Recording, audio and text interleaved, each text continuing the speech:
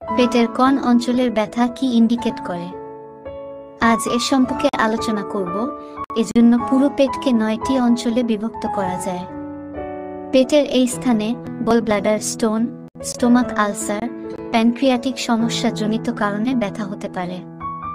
পেটের এই স্থানে gall bladder stone, stomach ulcer, epigastric hernia, pancreatic অথবা বদহজম জনিত ব্যথা হতে পারে। পেটের এই স্থানে স্টোমাক আলসার, ডিওডিওনাল আলসার, পিত্তথলির ব্যথা, প্যানক্রিয়াটিক জনিত কারণে ব্যথা হতে পারে। পেটের এই স্থানে kidney stone, urine infection, constipation অথবা লাম্বার হার্নিয়া জনিত কারণে ব্যথা হতে পারে। পেটের এই স্থানে প্যানক্রিয়াটিক, আর্লি অ্যাপেন্ডিসাইট, স্টোমাক আলসার, অন্ত্রের ব্যথা অথবা নাভি সংক্রান্ত হার্নিয়ার কারণে ব্যথা হতে পারে।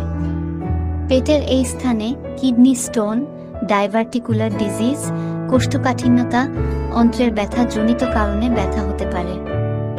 পেটের এই স্থানে অ্যাপেন্ডিসাইটিস, কোষ্ঠকাঠিন্যতা, পেলভিক পেইন অথবা ইনগুইনাল হার্নিয়া জনিত কারণে ব্যথা হতে পারে। পেটের এই স্থানে ইউরিন ইনফেকশন, অ্যাপেন্ডিসাইটিস, ডাইভার্টিকুলাইটিস, অন্ত্রের ব্যথা অথবা মহিলাদের পেলভিক পেইন জনিত কারণে ব্যথা হতে পারে। পেটের এই স্থানে ডাইভার্টিকুলাইটিস, মহিলাদের পেলভিক পেইন অথবা ইনগুইনাল